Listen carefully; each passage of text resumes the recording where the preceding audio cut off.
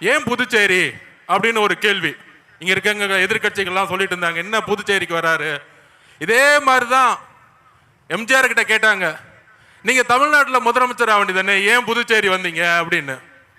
புதுச்சேரி மக்கள் ஒரு நல்ல ஆட்சி, ஒரு நல்ல கல்வி, ஒரு நல்ல போக்குவரத்து வசதி, ஒரு நல்ல மருத்துவம், இதுக்காக இன்னும் ஏங்கிட்டு இருக்காங்க.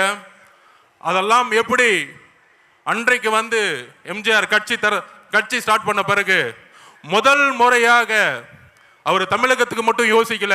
எம்ஜிஆர் அவர்கள் கட்சி ஸ்டார்ட் பண்ண பிறகு புதுச்சேரிக்கும் யோசிச்சாரு. அதே மாதிரி எங்களுடைய தலைவர் விஜய் அவர்கள் தமிழ்நாட்டுக்கு மட்டுமல்ல புதுச்சேரிக்கும் சேர்ந்து ஒரு மிகப்பெரிய திட்டத்தை வச்சிருக்காரு. அந்த திட்டங்கள் என்ன அப்படின்னு தலைவர் வந்து இப்ப பேச போறாரு உங்க முன்னாடி. அவருடைய பேச்சில் அடுத்த 50 வருஷத்துக்கான புதுச்சேரியோடைய வரலாற்றை புதுசா எழுதப்படும் தமிழக வெற்றி கழகத்தின் மூலியமா அதை நாங்க இது பதிவு பண்றோம்.